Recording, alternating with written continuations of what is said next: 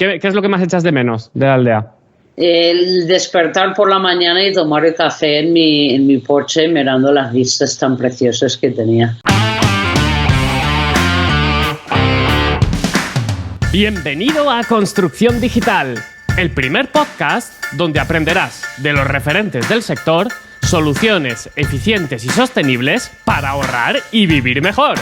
Mi nombre es Pedro Escudero. ¿Estás listo? ¡Comenzamos! Hola Ricky, ¿cómo estás? Hola, buenos días. Bueno, primero que todo, seguimos con un poco este camino intentando ir a los orígenes. Un poco se lo estaba comentando a Ricky antes de empezar, ¿no? Como volver a los orígenes, sobre qué es todo esto de la construcción sostenible, ecológica, construcción... Bueno, todas estas palabras que no sabemos muy bien y que yo tampoco sé muy bien qué significan. Entonces estamos intentando buscar a aquellas personas que realmente lo han vivido desde hace mucho tiempo y lo practican, ¿no? No están ahora movidos por este boom que está viendo ahora. Así que nada, primero que todo, esta es pregunta típica en este podcast. Cuéntame, ¿quién eres tú? Ya me has dicho que eres americano, o sea, cuéntame un poco tu historia, qué te ha llevado a terminar en España y luego relacionada también pues, con tu vida un poco profesional, ¿no? ¿A qué te has dedicado hasta el día de hoy? Vale, bueno, yo nací en Estados Unidos y hice mis estudios ahí, pero al poco de graduarme de la universidad, sin saber qué exactamente quería dedicar mi vida, pues vine de viaje a España. No voy a contar toda la historia, pero al final nunca me fui. Y llegué aquí en el año 1996 y en el 2000 me mudé a una aldea pequeñita en el Prepirineo de Lérida. Compré un terreno ahí, pero no había viviendo en el terreno y decidí hacerme la casa de paja. Esto había conocido la existencia de la construcción con paja en unas jornadas de la asociación GEA, que es una asociación nacional de geobiología, y tuve la suerte de conocer una mujer ahí que me comentó que ella quería hacer una casa de paja y me puse a indagar y me encantó y cuando llegó mi turno decidí hacerlo de paja. Entonces, muy atrevida, ¿no? Porque eso sería muy, muy lanzada, ¿no? O sea, te lo dijo y tú enseguida ya dijiste, yo me meto también, ¿no? A construirme la casa. Bueno, tardé un par de años y yo la conocí a este señor en el 2000 y empecé la casa en el 2002. Así, después de hablar con ella, leí un par de libros, me puse a estudiar, pero no tuve ninguna posibilidad de aprender, de hacer ninguna formación presencial porque en ese momento no había nadie construyendo con paja en la península y yo no tenía la economía necesaria para salir del país para hacer formación. Claro. Entonces, ¿Pero de qué formación? ¿Qué estudiaste? Antes de venir a España, ¿de qué formación? Yo hice dos carreras, una carrera que no existe aquí en España, que son estudios latinos y latinoamericanos, que es una rama de las ciencias sociales, se podría decir de alguna forma, y luego hice Bellas Artes con un enfoque en fotografía. Ajá. Sí. Hablaba español antes de venir, pero y la carrera pues lo he utilizado para vivir mejor. Claro, para vivir mejor. Bueno, pero claro, tienes la rama, por un lado tienes la parte del artista, luego tienes la parte también social, que viene por la rama de las ciencias sociales, con la lengua hispánica o con lo que fuera, ¿no? Con la cultura, lo que fuera. Y luego además todo el trabajo que también tendrás ya de construcción, ¿no? Sí. Y todo, o sea, que vamos, que igual no tienes el título igual de arquitecta, pero ya casi has hecho de arquitecta o de constructora también, ¿no? Por todo lo que has hecho, o sea, que al final la profesión hace también al maestro, ¿no? Sí. Sí, bueno, soy lo que se podría llamar autodidacta, aunque también he hecho algo de formación con profesionales como Barbara Jones en Inglaterra o el Tom Raven en Francia, pero sí, pues, soy bastante autodidacta, he aprendido mucho sobre construcción haciendo y también por curiosidad. Así, claro. Al final, después de hacerme mi casa, me di cuenta que me gustaba mucho el mundo de la construcción natural y la gente que conocía, cuando yo me mezclaba en este ambiente y dijo, pues voy a cambiar de profesión y me voy a aprender a ser constructora. Y Claro. así 4 años después de hacer mi casa ya di mi primer taller. Pero tenía que 4 años formar- después de hacer tu casa. Sí, claro, hacer mi casa era una experiencia de autoconstrucción, de empezar de cero. Claro. No tenía suficientes conocimientos para impartir talleres. Podría yo abrir la construcción de mi casa a voluntarios, pero en el anuncio para pedir voluntarios digo, vamos a aprender juntos. Yo he leído un par de ¿Ah, sí? libros sin más. O sea, que tú dijiste, entonces tú la construiste con voluntarios, ¿no? La casa, que ahora me contarás un poco cómo fue. También tuve el ayudo y el apoyo de un par de personas que tenían más conocimiento que yo. Iñaki Orquía, que es un arquitecto de bioconstrucción muy reconocido, que vive en Navarra, me hizo el diseño de la casa. Y vino unas mujeres de Holanda que ya habían participado en alguna obra de construcción con paja allá en Holanda para ayudarme los primeros días en lo que es levantar los muros. Así tuve Sí, pero luego en el transcurso, en el día a día de la obra, hay muchos detalles y muchos problemas que hay que resolver, ¿no? O sea, quiero decir... y los que he hecho todos en mi casa, ¿eh? Sí, por eso digo que claro, que a lo largo del proceso de la construcción tiene partes muy complejas y luego hay muchos detalles, ¿no? Que hay que decidir, no hay que tomar decisiones, hoy esto lo hacemos así, pasado, o sea, que muy bien, no, y eso lo harías, me estás hablando de 2000, ¿cuánto era? ¿2004 me has dicho? 2002 que hice la casa. 2002. ¿Y cuánto tardaste en construir la casa? Todavía no está acabado. Bueno, vale. Pero... ¿Cuánto? Vale. Ya, pero entré a vivir en la casa cuando aún no tenía ni revoques ni ventanas. Vale. En otoño del 2002. Pero me entré a vivir en una casa que no estaba acabada. Y como entré a vivir, yo antes de vivir en esta casa vivía en un tipi. Y dijo, mejor un invierno en una casa de paja sin acabar que otro invierno en un tipi. Claro, ¿y cómo fue el primer invierno en la casa de paja? Pues bastante bien, yo quedé encantada y más todavía cuando logré hacer los revoques y tuviera la arcilla ahí haciendo de inercia y claro, protegiendo las paredes, pero una diferencia abismal. Una cosa que me satisface mucho de la casa, yo vivo en un sitio que todas las casas son de piedra y todas las casas se calientan con estufa de leña. Y la mayoría de gente que vive en las casas de piedra en el invierno tienen las estufas encendidas prácticamente 24 horas el día, claro, porque si no se enfría en la casa. Y a pesar de todos los fallos que he hecho en mi casa, la falta de eficiencia que tiene mi casa, porque yo era un constructor novata que no ahora... Pues bueno, y expertos también, y constructores expertos también fallan, o sea, que esto le pasa a todo el mundo. Pero digo, eso era mi primera casa y a pesar de todos estos errores y malos detalles, es la casa más caliente de mi pueblo. La gente entra en mi casa en invierno, se acercan a la estufa y me vieron, pero si está apagado. Ah, sí, tú tienes la estufa apagada, claro, usarás muy poca energía también, ¿no? Lo enciendo al atardecer y lo dejo encendido un par de horas o 3 y luego lo dejo apagar porque se retiene el calor toda la noche. Así, igual uso la estufa, bueno, puede haber una semana de invierno que está encendido más rato o una semana que hace mucho gris, pero cuando hay sol la casa se caliente prácticamente únicamente con el sol. Claro, no, esto está genial, vamos, me estás dando tantas cosas que preguntar, pero bueno, voy a intentar seguir el guión, porque si no seguimos el guión... De hecho, mi casa tampoco es muy interesante, solo es un ejemplo de autoconstrucción imperfecto que me ha cobijado muy bien para muchos años, pero cualquier persona que hace un poco de formación, que ahora hay disponible en todos los sitios, tiene todos los papeles de hacer una casa mucho mejor que la mía. Claro.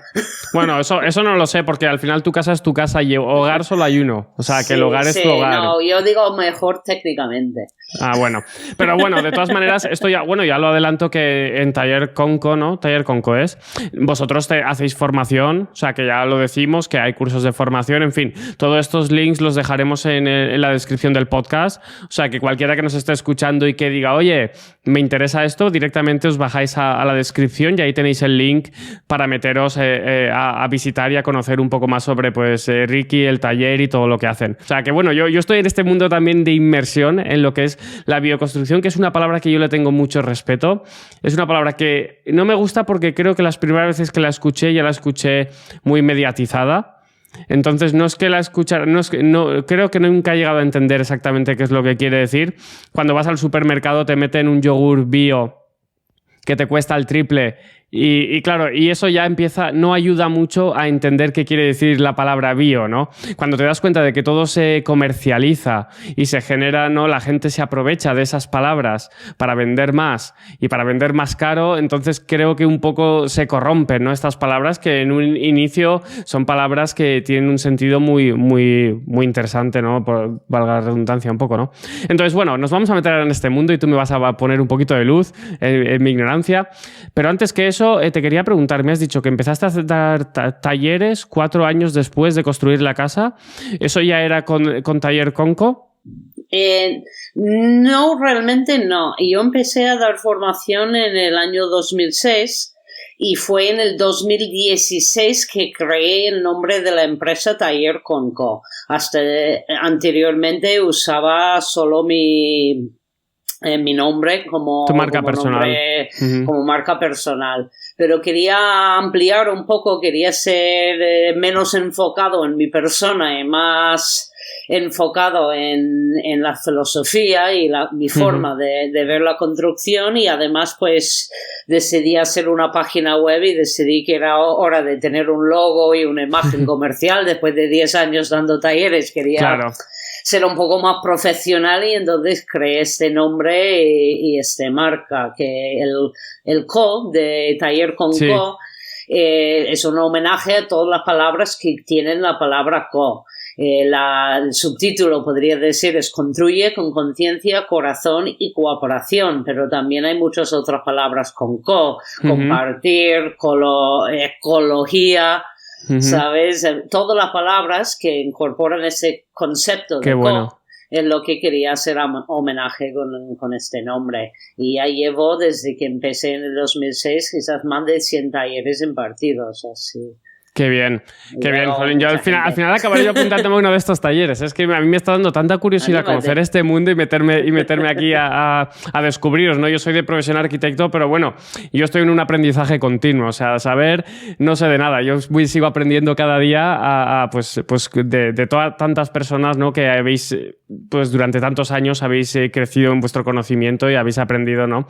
Un poco llevándolo en las manos también, ¿no? Trabajando con las manos, trabajando en la construcción. Venga, primera pregunta de lo que te estaba hablando, de esto del bio o ecológica. ¿Qué entiendes tú como una casa, una vivienda ecológica? Es que, como digo, no quiero meterme mucho en la definición de las palabras, porque hay muchas diferentes formas de verlo. Personalmente, para que sea ecológica una casa, tiene, para mí a nivel personal. Exacto, no me interesa la definición de Wikipedia. Me interesa qué entiendes tú. De hecho, voy a reformular mi pregunta. ¿Qué entiendes tú como ecología? Puedes añadir bio, en fin, puedes añadir un poco todo este movimiento. ¿Qué entiendes tú personalmente? Es tu opinión.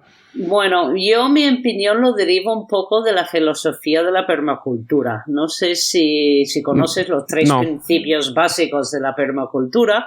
Vale. Pero los 3 principios básicos son cuidar a la tierra, cuidar a las personas y compartir el excedente. Para mí esto es ecología.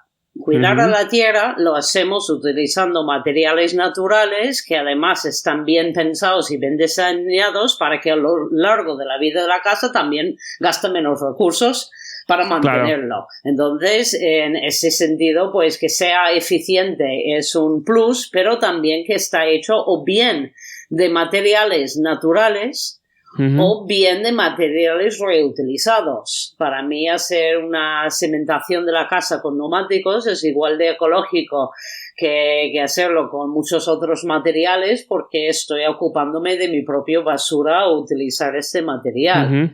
Entonces, eso también es ecológico a mi punto de vista. ¿Qué ocurre? Un inciso con esto de los neumáticos, porque sé que se utilizan en todas estas construcciones también de tierra y todo. Un inciso únicamente, una pregunta sobre los neumáticos. Claro, empleamos los neumáticos, pero luego cuando esta casa, digamos que desaparece, ¿no? Al cabo de, pues, de 50, 100, 200, los años que toque. Entonces estos neumáticos siguen estando, ¿no? Sí, pero esos neumáticos estarían aunque no hiciéramos la casa. Antes, ¿no? Estamos usando neumáticos utilizados, los que están apilándose en grandes montañas en la basura. Y yo personalmente no haría un earthship, porque un earthship es una construcción que está hecho de neumáticos rellenos de tierra, pero están rodeándome, pero usarlos debajo de mis pies no tengo ningún problema. Como cimentación. Porque cementación la piel, ¿cuál sería, sobre cementación. ¿Cuál sería la...? Ok, nos imaginamos que no existen los neumáticos ya. Sí. El ser humano en una de estos, quizá por avance tecnológico, porque no creo que los coches desaparezcan como tal, porque me parece imposible por tal y como está montado el sistema, pero imaginemos que desaparecen. ¿Hay alguna alternativa? Pues para mí la alternativa más ecológica sería el uso de la piedra natural. De la piedra, claro. Personalmente, así en términos de materiales menos procesados. Luego, como digo, hay muchas otras opciones a nivel productos, pero todos los productos, aunque sean hechos con materiales naturales, pues van a ser menos ecológicos que un producto natural. Claro, a veces hay que hacer compromisos. Yo prefiero, si vas a hacer una urbanización nueva, un pabellón nuevo, que sea con materiales ecológicos prefabricados en vez de con materiales no ecológicos prefabricados. Sigue siendo una mejoría, aunque igual no llega a donde puede. Sí, pero ¿quién pone esa etiqueta ecológico? Porque quizá aquí, claro, tú me dices materiales ecológicos, tú los conoces. En inglés no se habla de ecológico, se llama de orgánico. Orgánico, vale, eso me gusta más. Si hablas de orgánico, estás hablando de algo que es un producto que produce la tierra, de alguna forma. Bueno, un producto que produce la tierra y que llegado su final, su ciclo de vida, cuando concluye su ciclo de vida, vuelve a la tierra también, ¿no? Sin crear ningún impacto negativo, bueno, ¿no? Vivimos en un mundo moderno y, como digo, hay gente que son ecologistas que no usarían nunca un neumático en una obra. Y yo, en mi versión de ecología, que es me he preguntado a mí, en la parte de cuidar de la tierra también está la parte de hacernos responsables por la basura que hemos creado. Entonces, yo tengo carnet de conducir desde tuve 16 años. En Estados Unidos se emite bastante. Entonces, yo no sé cuántos neumáticos yo soy personalmente responsable por haber gastado y luego tirado a cualquier sitio sin ocuparme de ellos. Entonces me parece como una responsabilidad mío. Igual, como digo, no lo haría en todos los casos, en todos los lugares, pero si quiero ser ecológico, eso implica responsabilidad.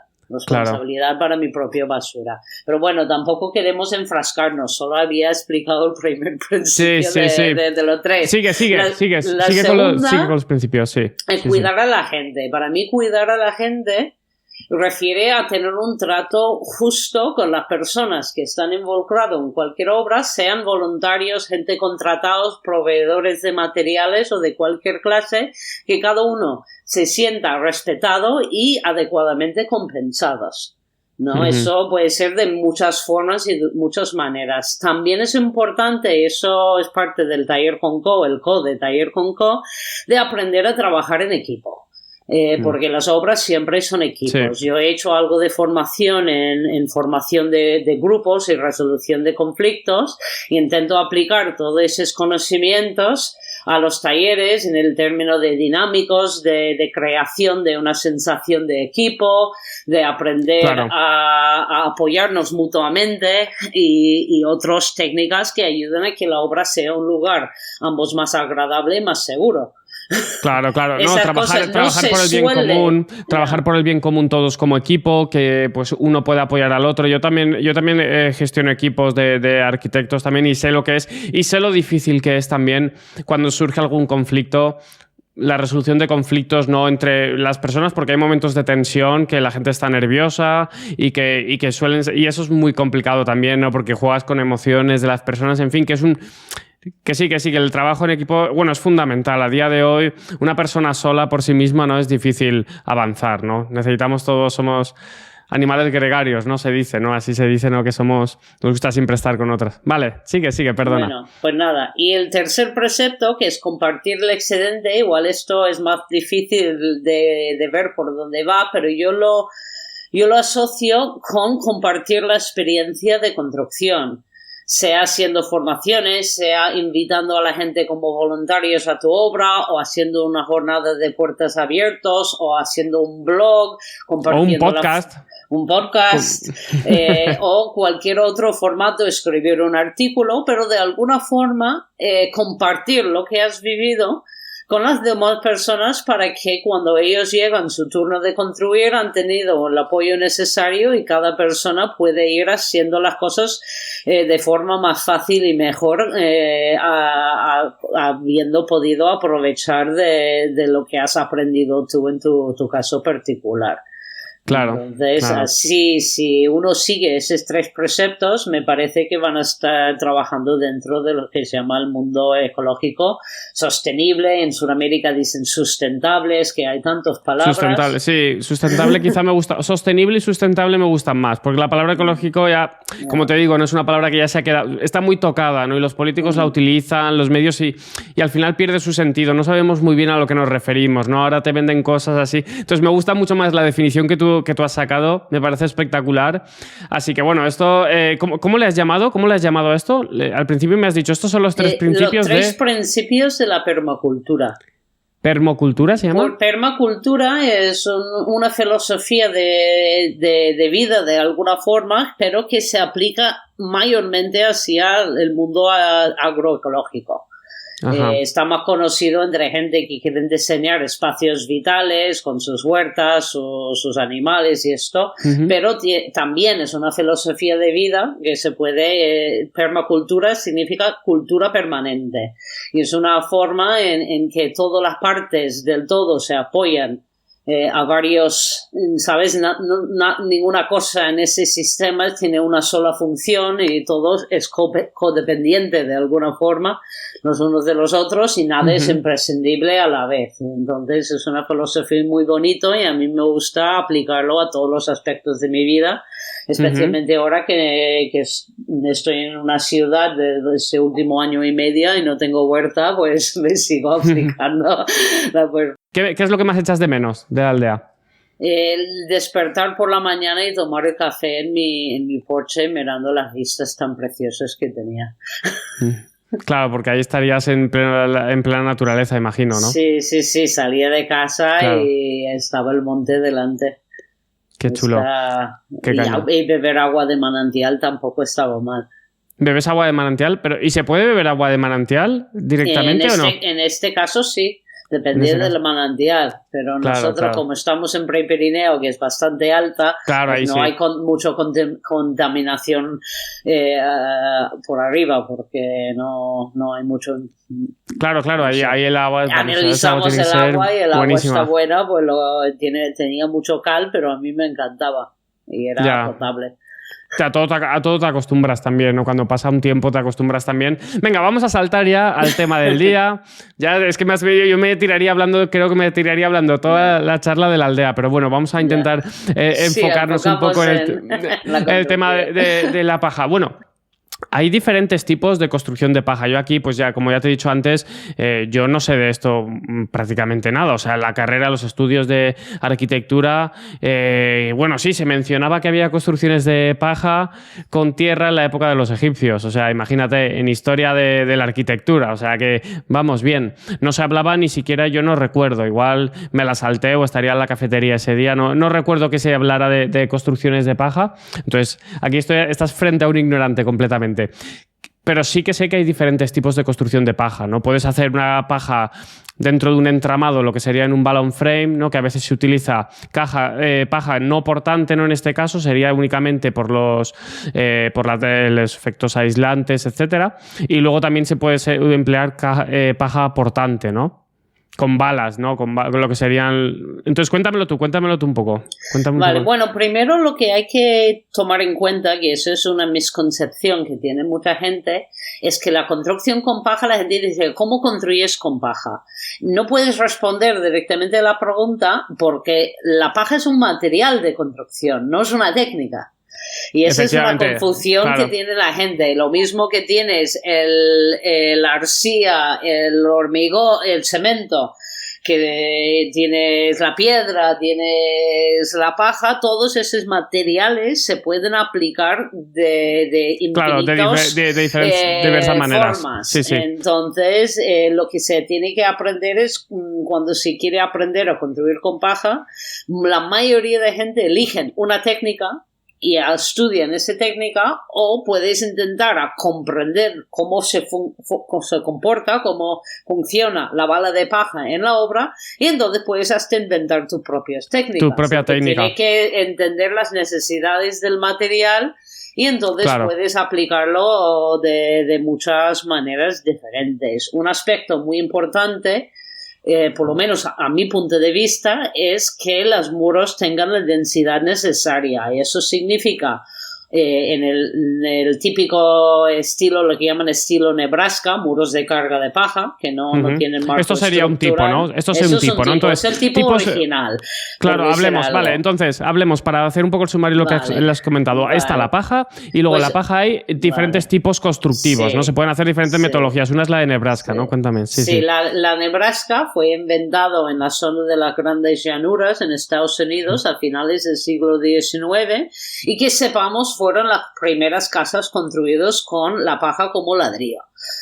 Porque no existía la máquina que hacía ladrillos de paja antes. Solo había paja suelta y se usaba como adobe o otras técnicas de paja mezclado con arcilla generalmente. Pero a partir de finales del siglo XIX, cuando se inventó la máquina, se empezó a experimentar con lo que se llaman estilo Nebraska o muros de carga de paja, en que se disponen las balas como si fueran ladrillos, o lo que llamamos a rompejuntas, que hay dos ladrillos aquí, hay otro encima rompe la junta de lo de abajo, y entonces encima de esos muros de paja se ponía un anillo perimetral, un soncho perimetral que repartía un poco el peso de las vigas. ¿De qué? ¿Con qué material? ¿Con madera? Generalmente con madera. Y tenía la función porque si apoyas la viga directamente en el muro, pues está incidiendo sobre un solo bala y podría irse en ello. Tener este anillo perimetral de madera coronando el muro, tienes un punto de fijación para las vigas, además de ayudar a repartir el peso. Bueno, pero eso es típico de todo, ¿eh? Si se emplea ladrillo también se hace igual, se pone un zuncho siempre para el forjado, o sea, que quiero decir, cualquier otra técnica que se utilice hormigón aligerado también se pone un zuncho, o sea, que en realidad se emplea con todos. Hay muchos más detalles, pero aquí en un podcast no vamos a entrar en detalles constructivos, pero eso era la técnica original, la más sencilla se podría decir, y luego pues también bastante pronto en la construcción, por ejemplo, la primera casa de paja que conocemos en Europa es una casa construida en 1920 en Montargis, en Francia. Y está hecho con una estructura, lo que llamaríamos hoy en día un entramado ligero. Consiste en tener a cada bala de ancho, entre medio de una bala y otro, hay una columna de madera. En este caso de Francia, fue construido como una cercha, como eso del zigzag que ves a veces. Igual lo conoces ahí, de estructuras metálicas muy grandes. Sí, claro, las cerchas. Y entonces esas cerchas en vertical eran como columnas, entonces las balas se apilaban uno sobre otro entre medio de estas columnas hechos con cerchas de madera. Luego también hay diferentes formas de entramado ligera que se ha desarrollado a lo largo de los años, pero todos tienen el mismo principio de usar madera de pequeña dimensión y insertar un elemento de madera entre una bala y otro. Claro, esto es lo que hoy en día, bueno, lo que se llamaba también tradicionalmente en Estados Unidos, además, porque creo que viene de allá el balloon frame, ¿no? Que sería la construcción con el entramado de madera, pero claro, ahí la paja ya solo cumple la función de digamos, de cerramiento, ya no tiene carga, ¿o sí? Bueno, sí, hay 3 formas de aplicar la paja en obra. Uno es aislamiento, otro es cerramiento y otro es estructural. En el caso de los muros de carga de paja cumplen las 3 funciones. Claro, las 3 funciones. Porque casi siempre en el caso de una estructura que carga con el peso, la paja puede ser aislamiento y cerramiento o solamente aislamiento. Es aislamiento y cerramiento cuando se hace un revoque directo sobre la paja y es la paja que separa el interior del exterior. También en los últimos 10 o 15 años se han desarrollado muchas técnicas de acabar los muros de paja con algún tipo de panelado, a veces paneles, por ejemplo, de cualquier tipo en el interior del edificio y fachadas ventiladas en el exterior es lo más típico, pero sin aplicar un revoque directo a la pared. Y entonces en estos casos, pues hay gente, pues lo llamarían casas de paja y otros los llamarían casas aislados con paja porque no son ni cerramiento, solo son aislamiento. Entonces, claro, lo mismo que hablan de bioconstrucción y la ecología, pues hay grados. Siempre va a ser más ecológico aislar un edificio con paja, pero hacer un edificio que únicamente está aislado con paja y está cerrado por todos los lados con productos comprados, pues no es tan ecológico como hacer una casa en que es aislamiento y cerramiento. Y si haces el escalafón más alto y haces aislamiento, cerramiento y estructural, entonces estás aprovechando al máximo el material y utilizando menos recursos. Claro, es un poco también, pero bueno, hay que entender, vamos a ver, Ricky, yo te doy la razón 100%, pero hay que entender que no todo el mundo está preparado para saltar al 100%. Yo tampoco lo pido. Yo no soy nadie que está midiendo esa diferencia. Viene un poco de tu propia preocupación con la palabra ecología, claro. Para mí, como digo, yo prefiero, si hay que elegir entre hacer una casa aislado con EPS o aislado con paja, aunque la diferencia no es enorme ecológicamente, sigue habiendo una diferencia y lo prefiero. Sí, hombre, claro, uno lo estás trabajando, uno viene del petróleo, aunque luego otras cosas sí que es un impacto importante, el EPS es bastante... Sí. Pero bueno, también estoy pensando yo que se podría incluso emplear, está también el steel frame, que no es ecológico especialmente tampoco, pero en lugar de emplear madera también se podría emplear steel frame en algunos casos, en el caso de que fuera aislamiento. Pero claro, este es el mínimo, esto es para los más conservadores en el sentido de, ostras, tengo miedo de construirme una casa toda con paja, o sea, quiero decir, para la gente que tiene más miedo, ¿no? Bueno, no es tanto por lo miedo, también por temas prácticos, que vamos a ser realistas. Vale. Si tú estás haciendo una vivienda unifamiliar de tamaño humilde, por decir menos de 200 metros cuadrados de casa. Bueno, eso es tamaño humilde para una americana, ¿eh? En España 200 está muy bien. Que yo personalmente encuentro que el revoque, el revoque directo de la pared de paja es la parte de la obra que requiere ambos más habilidades y más tiempo. Entonces, si queremos que la construcción con paja sea accesible además para la familia, que sea accesible para todos, hay que desarrollar formas que sea práctico. Es muy poco práctico coger un edificio comercial de 1000 metros cuadrados y hacerle revoques en ambos lados de los muros. El dinero que te vas a gastar en mano de obra y en tiempo va a ser mucho mayor que si aplicas algún tipo de panelado. Hombre, claro, ahí metes paneles de yeso laminado.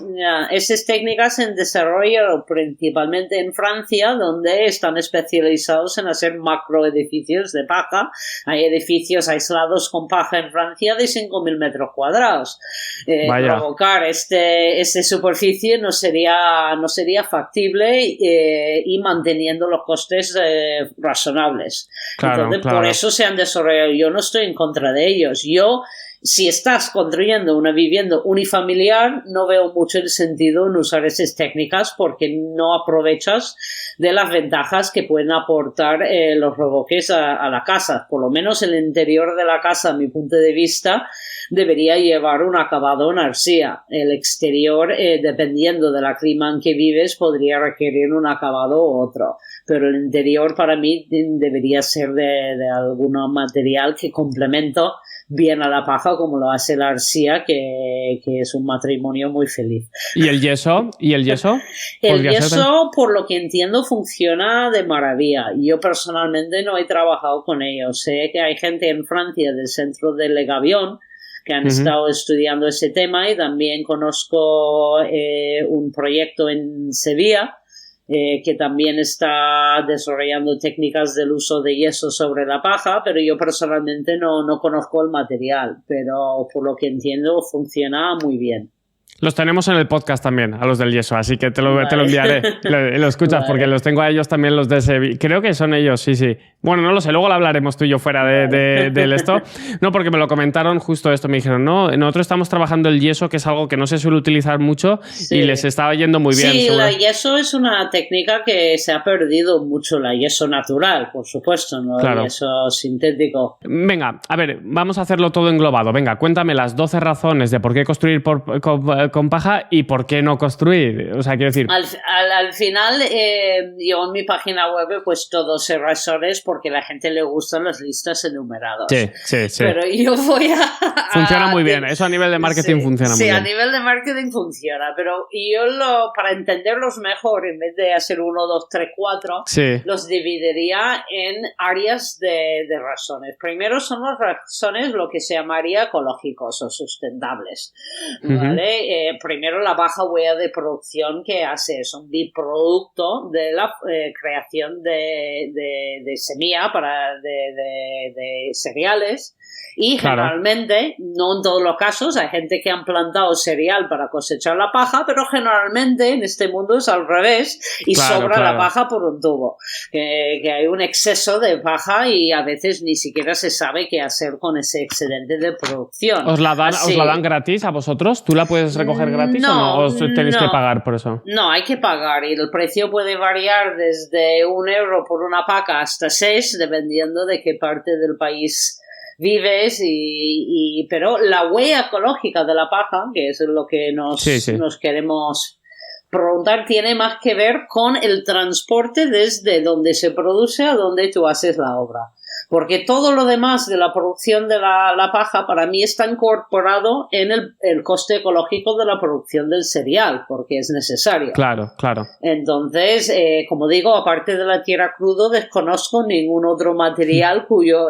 la piedra también podría ser, pero la piedra requiere un esfuerzo físico. Energético de lo que sea, de maquinaria o de una persona con el picando, claro. Pero también otras razones dentro del área de la ecología es que los materiales no son peligrosos ni tóxicos, entonces se puede hacer obras más participativas, incorporando, si uno quiere, gente de todas las edades y experiencias, porque no son tan peligrosas. Las obras siempre son peligrosas, por supuesto, hay que tener un buen ojo hacia el tema de salud y seguridad, pero los productos que se usan en las obras de paja suelen ser inocuos.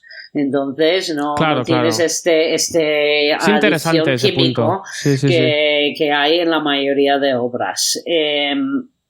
También es un material renovable que se crea todos los años. La madera, el bambú crece muy rápido, pero la madera tardó muchos años en hacerse grande. La paja se puede haber hasta 2 cosechas al año en algunas partes del mundo. Y, por supuesto, el cradle a cradle, como has comentado varias veces, que es 100% reciclable. Si le dejas expuesto, digo, a los elementos, entonces se hace compost. Y un compost que además enriquece la tierra, entonces pues no tiene ningún problema con el final del ciclo de vida. Entonces esos serían unas razones ecológicas para construir con paja. Uh-huh. Luego también hay razones a largo plazo, un ahorro a largo plazo. Se habla de economía, pero yo quiero hablar de economías no solamente en dinero, porque hay un mito en la construcción con paja, que construir con paja es más barato que cualquier otro sistema constructivo, y no es así. Es más barato si autoconstruyes, pero si autoconstruyes con materiales tóxicos va a ser también más barato. Lo que sale más barato es no sé si te beneficia este punto, pero gracias por tu honestidad. Bueno, no sé si beneficia o no, pero es la realidad. La parte que sale barato es el hacerlo tú. No, porque el ladrillo de paja es mucho más grande que un bloque de hormigón y cuesta menos 10 euros por metro cuadrado de casa. Pero luego, si vas a hacer revoques directos, vas a gastar más tiempo acabando la obra.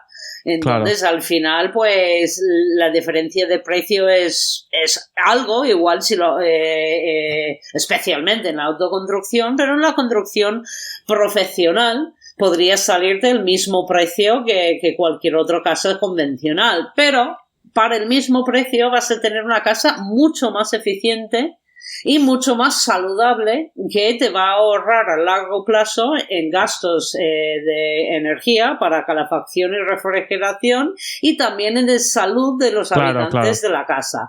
Entonces esos son ahorros a largo plazo que crean una diferencia abismal, que son impagables. El desembolso original podría ser lo menos, pero la casa te sale más barato de alguna forma cuando llevas más años viviendo en ello. Mientras las casas convencionales, a más años que viven en ellos, más problemas dan.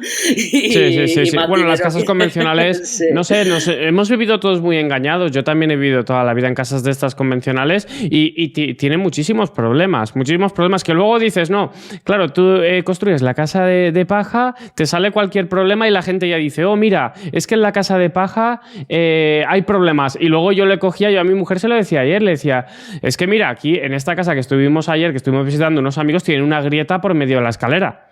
Sí. Y claro, yo le digo, que no puedes echar la culpa al material por quien lo ha ejecutado. Si falla la casa de hormigón, ahí donde vive mi padre, se estaban construyendo un edificio de no sé cuántas plantas y se colapsó 2 plantas del edificio y mataron un montón de personas, y nadie va a echar la culpa a quien hizo al hormigón o al hierro que colapsó. Van a echar la culpa al ingeniero que lo diseñó o al constructor que lo ejecutó mal. Y lo mismo con la paja. El material no tiene la culpa si se hace las cosas mal. ¿Vale? Claro. No, eso es fundamental. Bueno, eso de la técnica es fundamental con el material. Pero lo que quiero decir es que sí que se ahorra dinero en la casa de paja, pero el ahorro es a largo plazo, a no ser que sea en autoconstrucción. También hay otras razones prácticas para construir con paja. La sencillez de los sistemas constructivos y la aplicación de la paja en obra es realmente muy sencillo. Yo probablemente, si elegimos un solo técnica, en un par de días yo te podría, o 3, podría enseñarte prácticamente todo lo que necesitas saber para aplicar la paja a la estructura. No hablo de hacer la estructura ni diseñar la casa. Hablo simplemente de lo puesto en obra.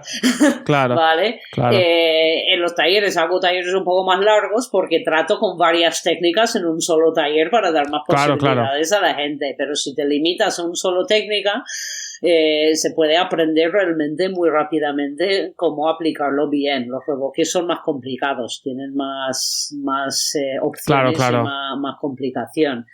Entonces, la sencillez de esos sistemas constructivos es importante, además de la versatilidad de cómo se puede aplicar, del diseño, de la estética de la casa, que puedes tener, como digo, desde la casa más moderno que te puedes imaginar, que si buscas Trouble House en Google ya verás así cosas muy, muy, muy modernos y otras cosas casi trogloditas. Es que se puede hacer al gusto depende del habitante. también depende, bueno, depende del gusto y de las manos.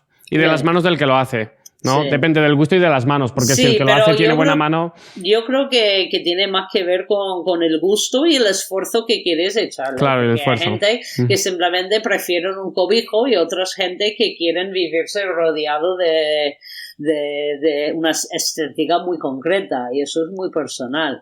Pero claro, la paja se puede adaptar a cualquier estética. Y aplicando diferentes técnicas constructivas se puede llegar a prácticamente cualquier necesidad que haya a nivel arquitectónico.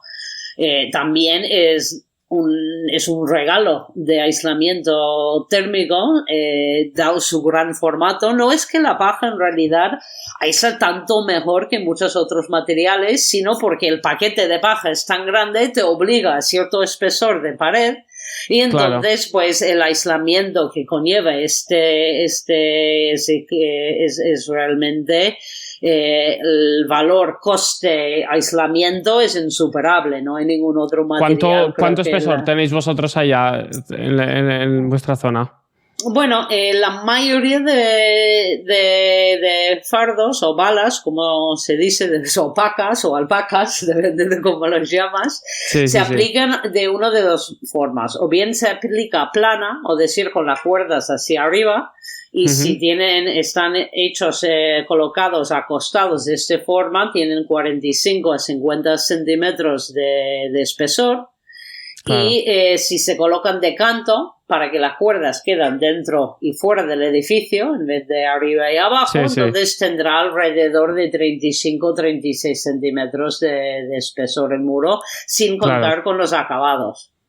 Claro, que depende de qué zona será suficiente ya. Por ejemplo, la zona pues de Levante y todo esto, igual con 35, no lo sé, igual dependería, ¿no? Eso hay que calcularlo luego, la transmitancia, cuál es el coeficiente de transmitancia, lo que fuera. Sí, bueno, es que hay cifras, pero eso se pueden mirar de hecho creo que en mi página web cuando hablo del aislamiento vienen las cifras, pero se habla de más o menos porque también depende de la densidad de la bala, del tipo de fibra, de la humedad contenido dentro de la bala.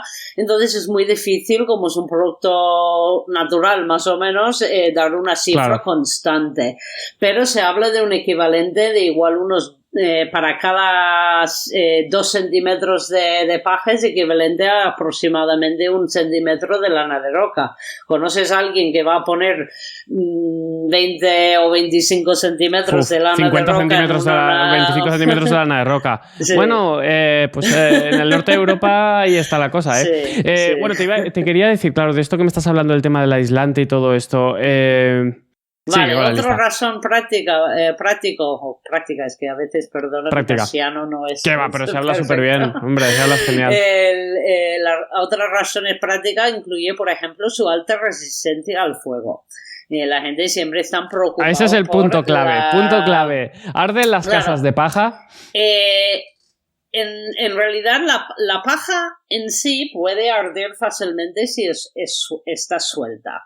Pero cuando está en forma de bala y además está comprimido, o bien en técnica de muros de carga de paja, si usas una estructura, yo siempre recomiendo comprimir las balas dentro del marco estructural, porque a más denso que están las balas, entonces más difícil es que se arden.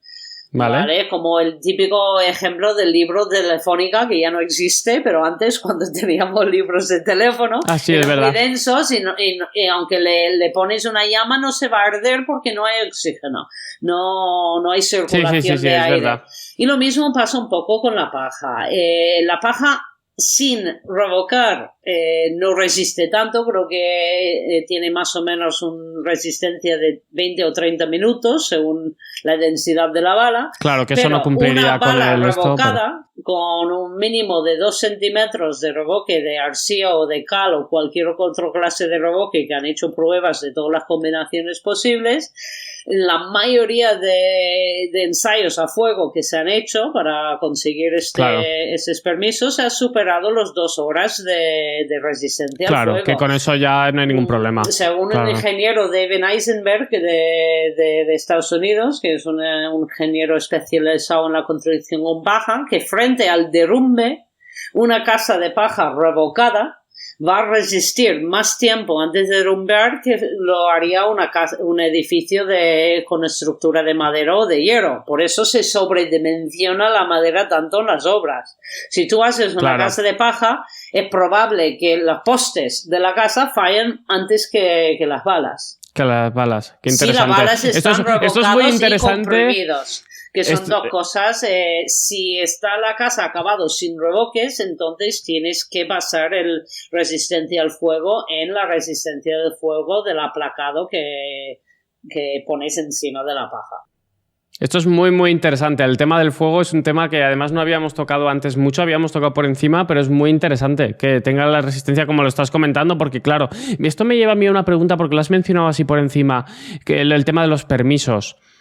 ¿Cómo se construyen estas casas de autoconstrucción? Porque ya sabes que en España, como en muchos países, cada material tiene que tener su hoja de especificaciones. ¿Qué ocurre con la paja? Bueno, en España tenemos la suerte de que hay una forma de evitar este problema, y eso es a base de la confianza que el arquitecto tenga en el material. En España es permisible construir con materiales no homologados bajo la responsabilidad y justificación que tiene que presentar documentación que dice, pues, el material puede resistir el fuego, tiene esa resistencia estructural, pero se permiten aportar pruebas de otros países, no tienen que ser todos hechos en España.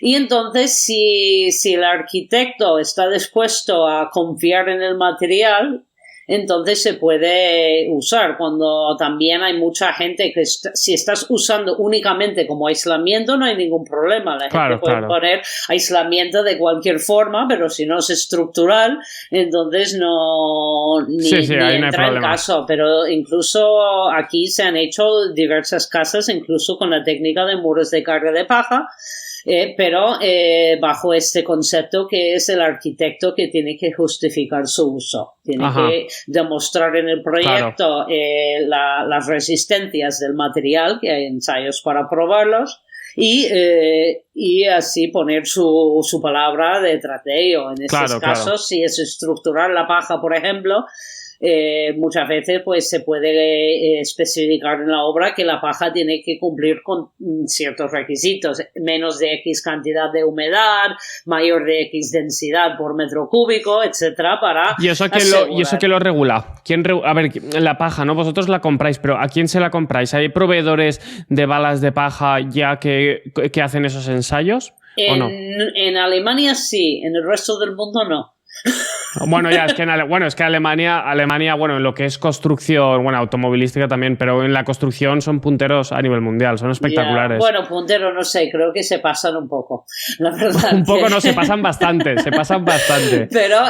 Pero en el resto del mundo, no digo solo en España, sino en el resto del mundo es un producto agrícola, así que hay mayoristas de paja, pero se dedican a vender paja para foraje más que para Claro, por eso, que ¿quién te va a decir la humedad y todo eso? Y yo intento comprar a nivel local cuando es posible para bajar la huella ecológica, y si no encuentro a nivel local, pues me busco por internet un mayorista de paja. Se puede encontrar por Google. En la zona de Valencia, donde estás tú, está la Banco de Paya, por ejemplo, pero también hay que especializan en paja de arroz y han sido formados en cómo hacer balas de calidad constructiva. Pero realmente la mayoría de mayoristas que se dedican a paja venden un proyecto en buen estado generalmente, porque pues es su trabajo. Y como muchos de los mayoristas venden la paja por kilo, no por unidad, entonces suelen ser más densas las balas que se producen a escala grande. Pero eso no quita que un productor local hablando con ellos, por eso recomiendo hacer la formación, porque lo suyo cuando construyes con paja es intentar encargar el material antes de la cosecha para que el productor del material tome un cuidado especial con la material que vas a usar para hacer tus muros, que hacen un puesto a punto de la máquina, que puedes elegir el largo que tiene la bala, que aseguran que las dos cuerdas están tensados por igual, porque todas esas cosas cuando es para los animales da igual, entonces pues no tiene sentido. Y si encuentras un agricultor que está dispuesto a hacer un poco de esfuerzo de más para que tu producto sale bien y se guarda en algún sitio antes de que llueve sobre las balas en el campo, pues es mejor todavía, y es la permacultura, esa conexión personal con el productor del Claro, material. eso es buenísimo. Y además eso que comentas es súper curioso. Claro, al final creas esta relación también pues con los agricultores. Ellos tienen también la paja esta que a veces no saben qué hacer con ella, ¿no? Que a veces no saben cómo... Entonces creas esta relación también entre diversas personas que, pues bueno, construyéndote tu casa estás ayudando también a ellos a su manera también a... Sí, a veces yo recomiendo a la gente que además preguntan a varios productores si pueden, porque algunos estarán más interesados o más dispuestos a apoyarte y otros verán todas tus peticiones como una locura. Sí, cada día está loco. ¿Quién eres tú para decirme cómo hacer mi trabajo? Yo he encontrado de las dos cosas, unos que se hacen un esfuerzo enorme porque se sientan súper orgullosos que su paja va a estar en una casa y durar durante cientos de años, y otros que dicen, ay, ¿qué hace este hippie? Que no quiero saber nada. Entonces por eso vale la pena hasta entrevistarte con varios productores si es posible. Si vives en una zona con amplia producción, pues elija bien quién te hace la paja. Si vives en un sitio que no hay producción de cereal, lo más probable es que tendrás que pedir un mayorista y entonces la relación será por teléfono. Claro, y entonces vosotros en vuestros cursos de formación explicáis exactamente cómo sería la mejor, cómo se recibiría la mejor bala de paja o lo que fuera, ¿no? Cómo conseguir la mejor, ¿no? Que hay que pedirle. Yo me dedico normalmente en mis talleres, el primer día del taller me dedico un par de horas al tema de analizar lo que es una buena pala de paja para construcción. También diferentes técnicas constructivas tienen diferentes requisitos. Algunos son comunes a todos las técnicas. La paja tiene que estar seca, por ejemplo, y la bala tiene que tener una forma bastante rectangular, no tener una forma de una banana. Y otros, como la densidad, por ejemplo, pues es muy importante en muros de carga de paja, pero si estás haciendo un entramado ligera y vas a comprimir las balas dentro de la columna, pues no es tan importante la densidad. Entonces, pero yo me dedico un par de horas por lo menos a hablar de esas características y que se tiene que preguntar al productor para encargar tus balas, si tienes la suerte de encontrar uno que está dispuesto a escuchar. Claro, o sea que si te quieres poner a hacer la casa, digamos, ya la sostenible, la máxima, tienes que también tener un aliado que será el productor de paja local. Si quieres ir al máximo ahí, eso es fundamental, o sea que importante, muy importante. Y eso podría ser de alguna forma una de las razones para no construir con paja, porque claro, la gente está acostumbrada a ir al Leroy Merlin o el Brico Dépôt, recoger todo y llevarlo a casa. Y es cierto que cuando haces una casa de construcción natural, pues tiene que dedicar un poco más atención y tiempo a conseguir los materiales. También está la posibilidad de comprar paneles de paja prefabricados, entonces el productor del panel se preocupa de este tema, en vez de tú. Claro. Pero alguien tiene que preocuparse de ello, y generalmente es o bien el autoconstructor, el promotor de la obra, o la compañía constructora, si es una obra por encargo, que se tiene que encontrar este material y hacer este proceso y ser previsora, como digo, que es mucho mejor encargar la paja antes de la cosecha. Si tú quieres construir en marzo, vas a encontrar muy difícil encontrar el número de balas que necesitas, porque es al final de la temporada, antes de la cosecha, y si no lo has encargado el año anterior, igual no encuentras el número necesarias. Los tienes que... ¿Cuánto tiempo necesitas, más o menos? ¿Para pedirlo lo tienes que pedir un año antes? No, bueno, digo que depende cuándo quieres empezar la obra. La paja en la mayoría del país se está cogiendo la cereal y embalando la paja ahora mismo. Suele ser entre finales de junio y finales de julio en gran parte del territorio nacional, y en algunas partes, por ejemplo en Galicia o Asturias o esas zonas, incluso aunque hay poca producción de cereal, es un poco más tarde, podría ser agosto, incluso septiembre.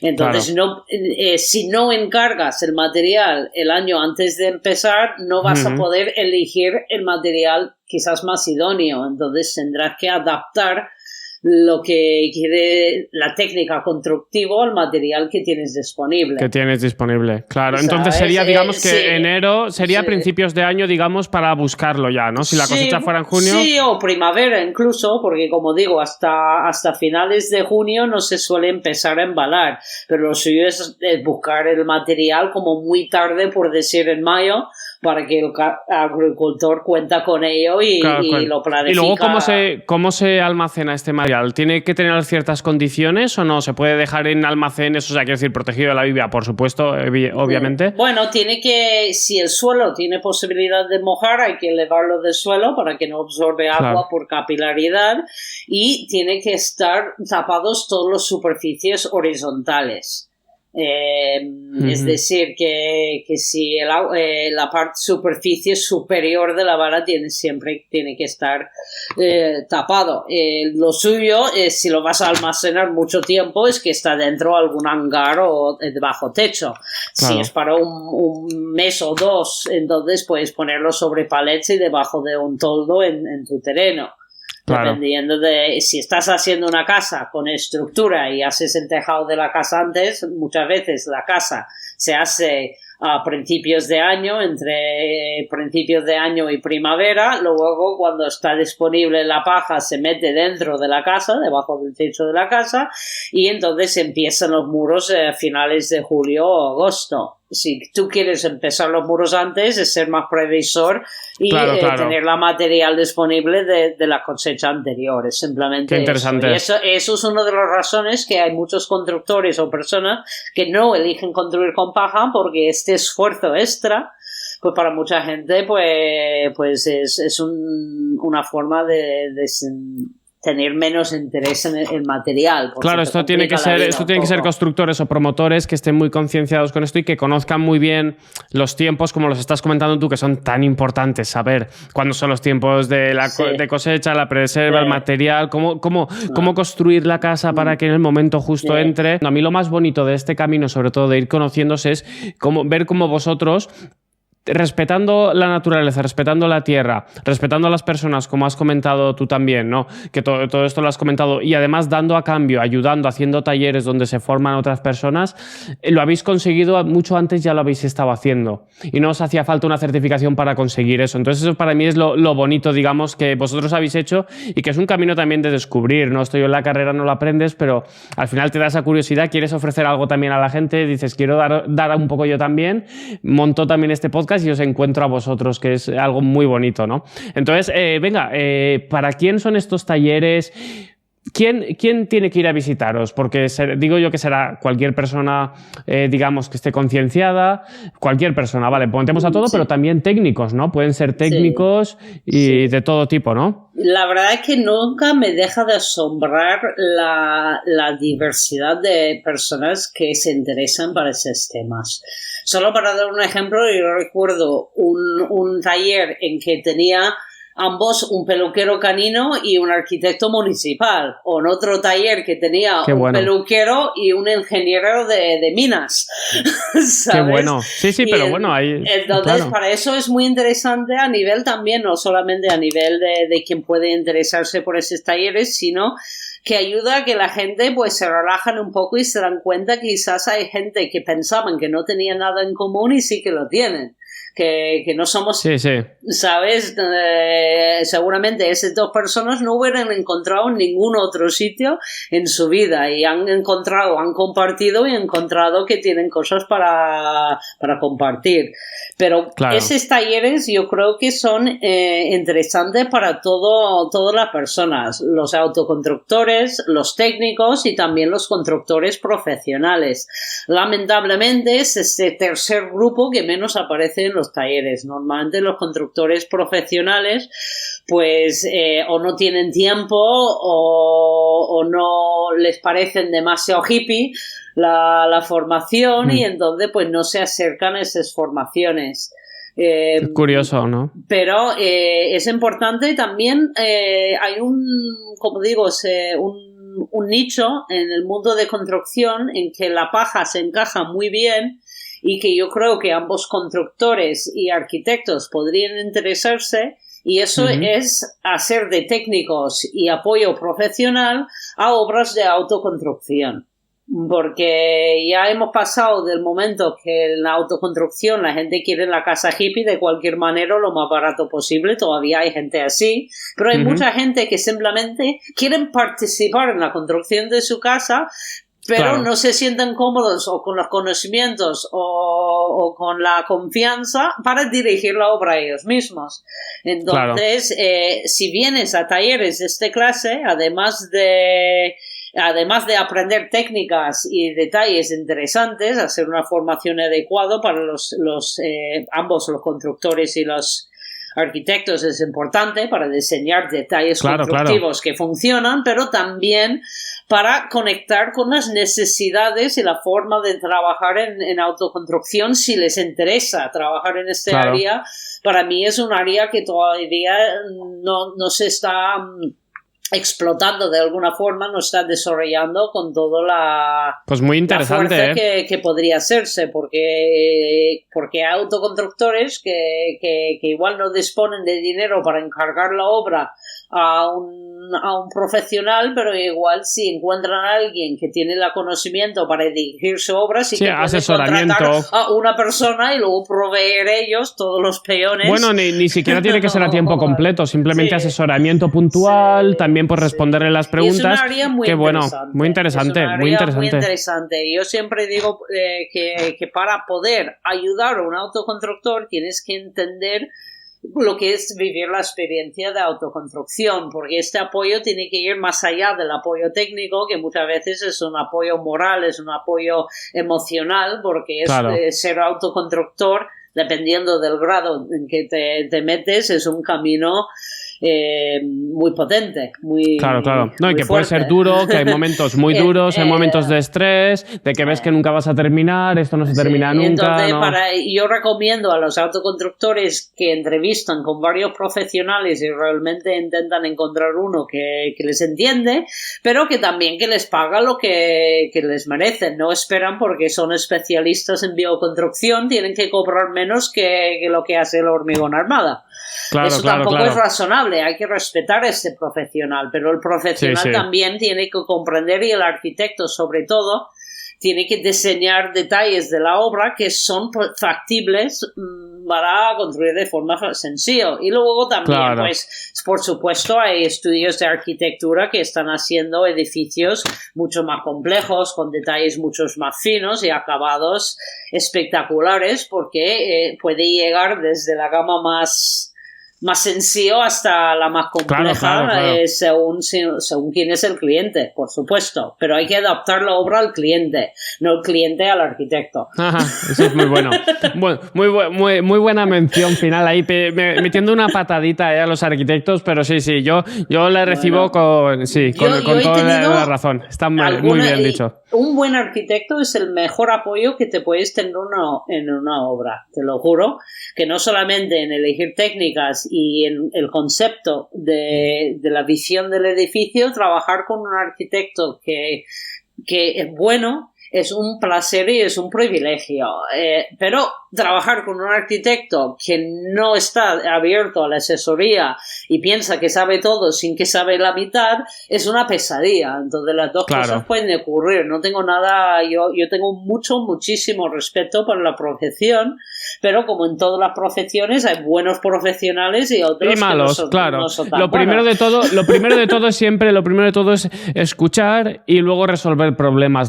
Yo creo que esas son nuestras funciones que muchos a veces descuidamos. Escuchar. Primero tenemos que escuchar, y los problemas que nos plantean los clientes hay que resolverlos, hay que buscarles solución, hay que hablar con ellos y resolver problemas. Muchas veces nosotros también queremos reflejar en nuestros proyectos nuestras ideas, que no son las que el cliente quiere, ¿no? Por eso es tan importante escuchar primero al cliente y luego resolver sus problemas. Nosotros tenemos que ser expertos en resolver problemas al final, ¿no? Que son los que el cliente tiene.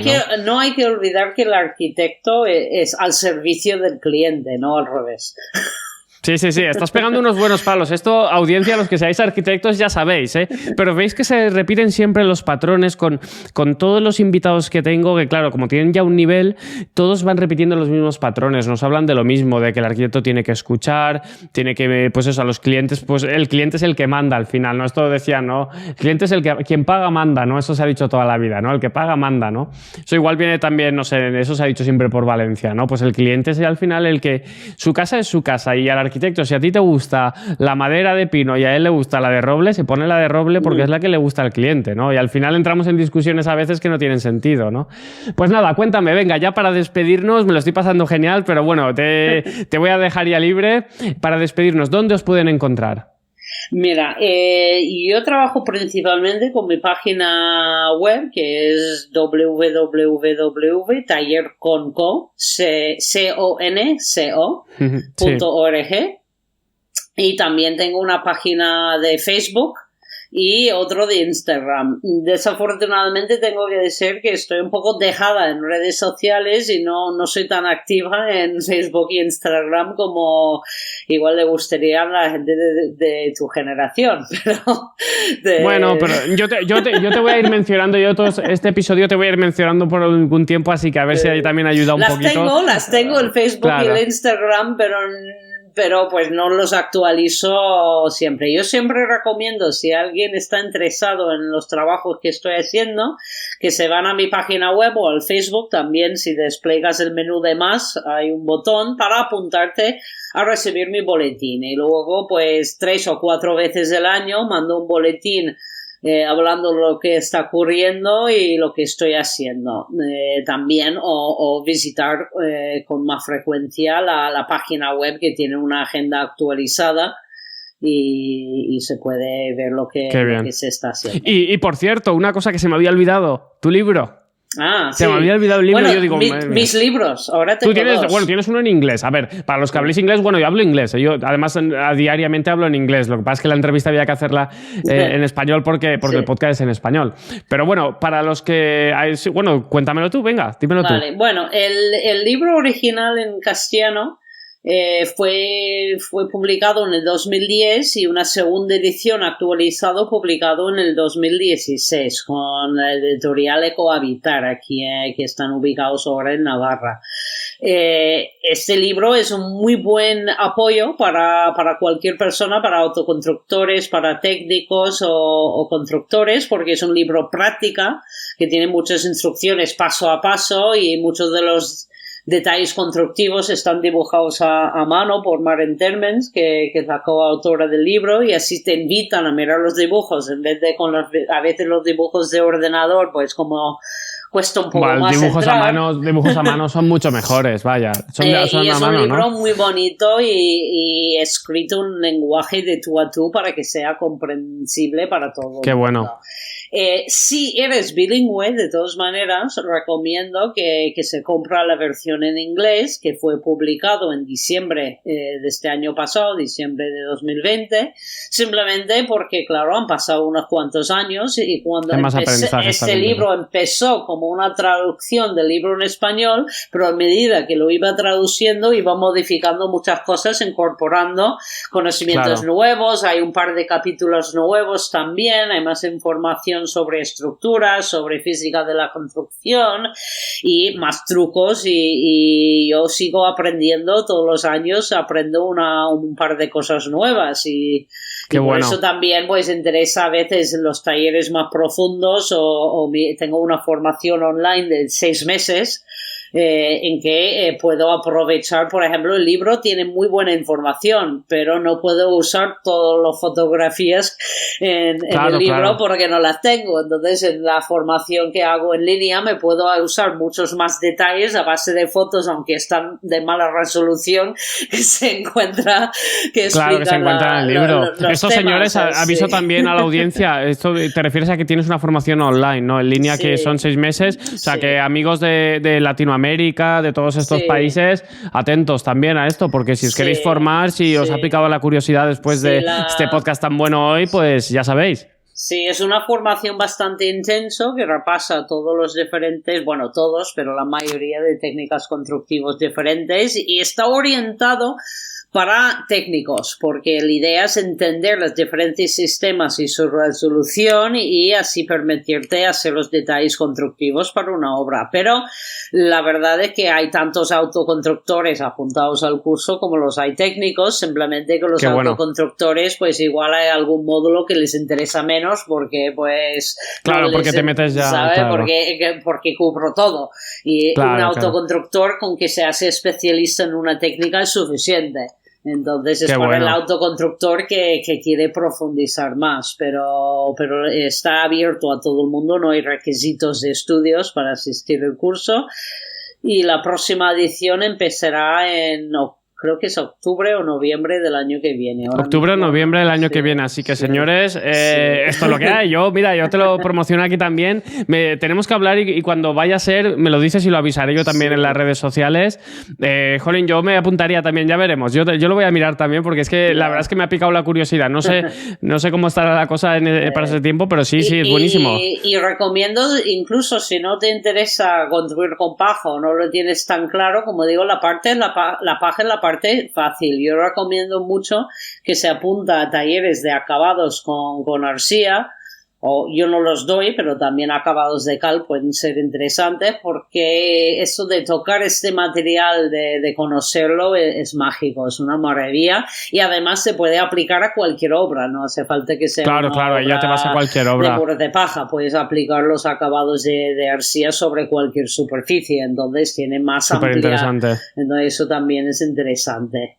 Sí. Pues muy bien, pues yo creo que con esto lo tenemos todo. Ricky, me lo he pasado genial, he aprendido muchísimo contigo, me ha enseñado muchísimas cosas. Espero que la audiencia también haya disfrutado de este podcast. Yo creo que con este ya un poco vamos a terminar con este ciclo un poco ya más de vacaciones de verano. Aquí es verano, allá en Latinoamérica pues bueno, pero bueno, ya sabéis que he intentado yo hacer un esfuerzo de traeros aquí a grandes profesionales como Ricky. Nada, gracias por venir a Construcción Digital.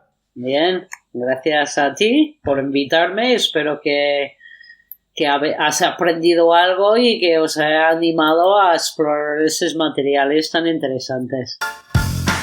Si te ha gustado y quieres escuchar más, suscríbete.